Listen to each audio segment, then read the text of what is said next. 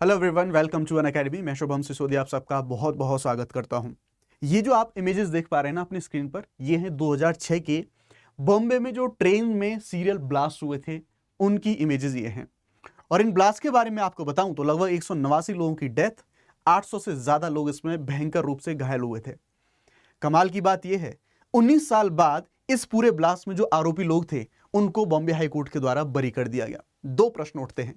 पहला प्रश्न ये कि क्या जो कल्प्रिट्स थे उनको हम जस्टिस या फिर हम कहें उनको हम सजा नहीं दे पाए। दूसरा, क्योंकि कोर्ट हमारा चलता है संविधान, हमारी विधि, सबूत, एविडेंसेस के बेसिस पर, और वो हमारा सिस्टम इन्वेस्टिगेशन में उन सारी चीजों को कलेक्ट नहीं कर पाया।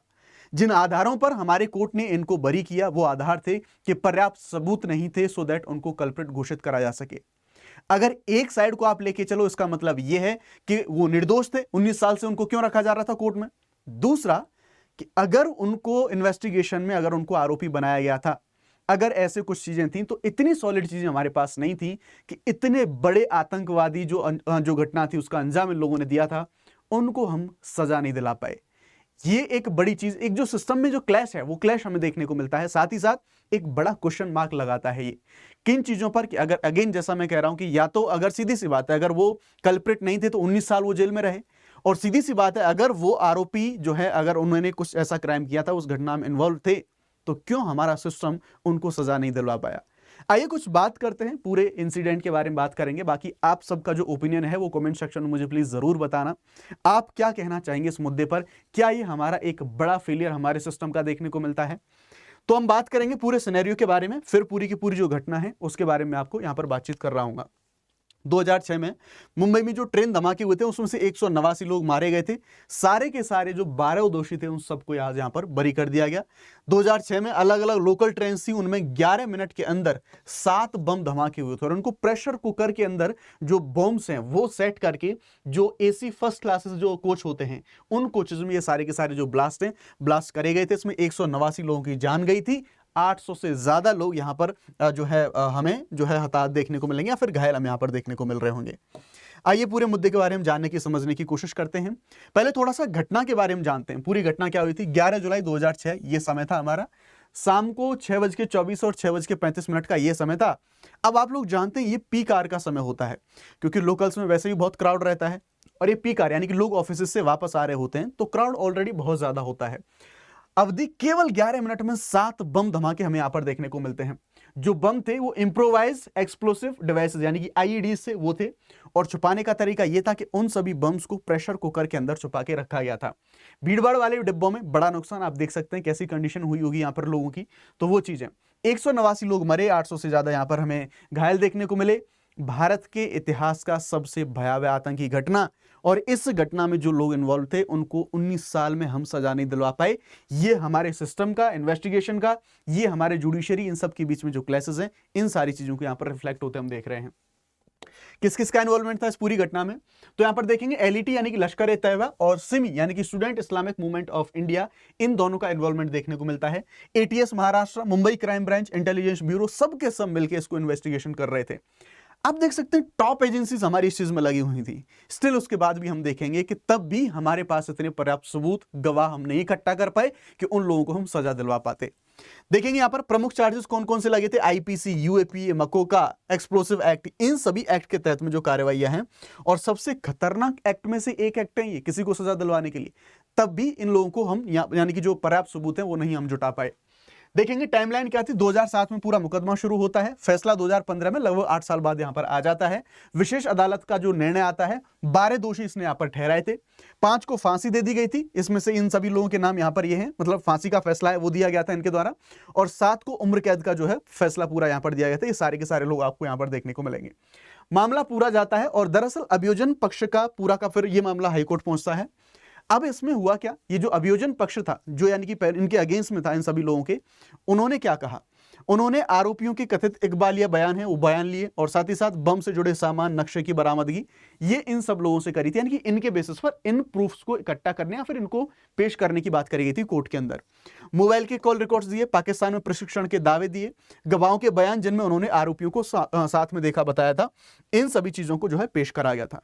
लेकिन बॉम्बे हाईकोर्ट ने इन सभी चीजों को नकार दिया। बॉम्बे हाईकोर्ट ने क्या कहा?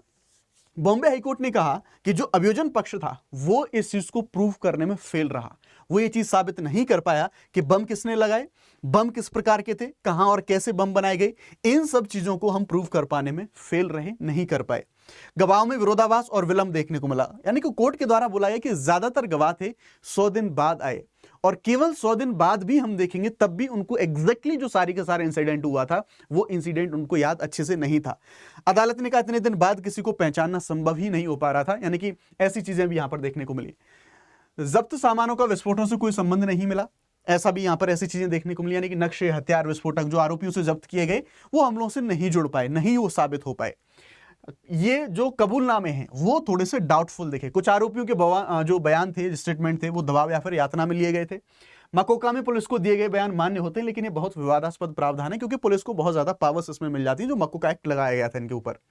यहां पर डाउट ऑफ बेनिफिट्स यहां पर इनको मिलता हुआ देखने को मिलता है, यानी कि न्यायालय ने सभी आरोपियों को संदेह का लाभ देते हुए दोष मुक्त करा।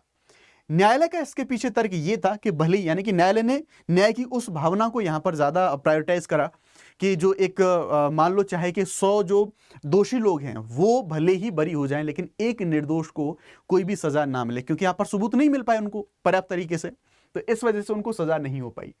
अगर देखें भले ही 100 अपराधी छूट जाएं पर एक निर्दोष को सजा नहीं मिलनी चाहिए, यहां पर इस चीज को जो है ऐसा न्यायालय ने करने की ये कोशिश करी ना। अब हम बात करें तो ये जो अब क्वेश्चन मार्क कहां कहां पर खड़े होते हैं, तो जैसा मैंने कहा कहीं ना कहीं क्वेश्चन मार्क तो लगता है, क्योंकि 20 साल 19 साल बाद भी अगर ऐसे मामले में कोई सजा नहीं दिलवा पाते तो कहीं ना कहीं हमारी एजेंसीज की फेलियर ये चीज देखने को मिलती है। सबूत इकट्ठा करने की कमजोर प्रणाली हमारे पास देखने को मिली, हम सॉलिड प्रूफ नहीं दे पाए इसलिए उनको सजा नहीं मिली। फॉरेंसिक जांच की कमी हमें देखने को मिलेगी। अगर फॉरेंसिक एविडेंस हमारे पास अच्छे होते तो शायद हम इन चीजों को कन्विक्ट करा पाते। गवाहों की सुरक्षा और समय पर बयान लेने में लापरवाही, पुलिस दबाव में कबूलनामे लेना, ये सभी की सभी प्रॉब्लम की वजह से इन लोगों को जो है कोर्ट के द्वारा, यानी कि सीधी सी बात है, कोर्ट तो सीधी सी बात है आपका गवाह सबूत इन्हीं सभी आधारों पर चलता है, तो इस वजह से समस्या हमें यहां पर देखने को मिली। कोर्ट ने जिन चीजों को प्रायोरिटाइज करा, स्टैब्लिश करा कि अगर मान लीजिए किसी व्यक्ति के खिलाफ कोर्ट में प्रॉपर सबूत नहीं मिलते, गवाह नहीं मिलते, तो सीधी सी बात है सामने वाले व्यक्ति का जो अधिकार है, उसका जो जीवन है, वो यहां पर, जब जैसा मैंने आपको एग्जांपल दिया, वो यहां पर जो है मैटर करता है। तो यहां पर कोर्ट ने रूल ऑफ लॉ के अकॉर्डिंग चला कि भले ही पब्लिक ओपिनियन कुछ भी हो, अगर आप उस चीज को प्रूव नहीं कर पा रहे हैं कोर्ट के अंदर, तो यस ये राइट टू लाइफ का मामला है और वो कानून सबके लिए समान है, यानी कि बिना विधि द्वारा स्थापित प्रक्रिया, उस चीज को भी यहां पर जो ड्यू प्रोसेस ऑफ लॉ है उसको भी यहां पर मेंटेन करने की कोशिश करी गई कोर्ट के द्वारा कि अगर आपके पास एविडेंस नहीं है, अगर आपके पास, सीधी सी बात है, अगर आपके पास गवाह नहीं है तो फिर किसी व्यक्ति को उस आधारों के अलावा सजा नहीं दी जा सकती। ड्यू प्रोसेस लॉ को यहां पर जो फॉलो करने की कोशिश करी गई, और न्यायिक सिद्धांत यानी कि 100 अपराधी छूट जाए लेकिन एक निर्दोष को सजा ना हो, इन सभी हमारी कुछ खामियों के, हमारे सिस्टम की कुछ कमियों के कारण ऐसे लोगों को सजा दिलाने में, या फिर मैं ये कहूं कि कोर्ट का अल्टीमेटली जो डिसीजन था वो डिसीजन यही था। तो ये था पूरा का पूरा मामला। आज ही ये सारे मामले में जो अपडेट्स है वो अपडेट्स आई थी, तो ये आपको यहां पर बताया गया सारा मामला, क्या कमियां थी, क्या प्रॉब्लम्स थी, उनके बारे में हमने बात करी ना। जो हमारे यूपीएससी के एस्पिरेंट हैं उनके लिए खास सूचना यह है कि आप अनअकैडमी के जो प्लस कोर्सेज हैं उनको 22,999 में आप उनको ज्वाइन कर सकते हैं। 6 महीने का आपको एडिशनल जो वैलिडिटी का डिस्काउंट है वो आपको मिल सकता है। Complete GS, CSAT, test series सब कुछ आपको मिलेगा। शुभ 50 कोड ये इस्तेमाल करके आप लोग जो है इसको अवेल कर सकते हैं। हिंदी इंग्लिश बाइलिंगुअल सारे के सारे बैचेज यहाँ पर लाइव हो चुके हैं। आप ऑप्शनल जीएस दोनों साथ में करना चाहते हैं 30,999 में आप इन कोर्सेज को अवेल कर सकते हैं। ये मैक्सिमम डिस्काउंट के लिए आपको कोड इस्तेमाल करना होगा। बाकी टेलीग्राम लिंक से अगर जुड़ना चाहते हैं तो टेलीग्राम का लिंक इस वीडियो के डिस्क्रिप्शन में मिल जाएगा। Thank you very much.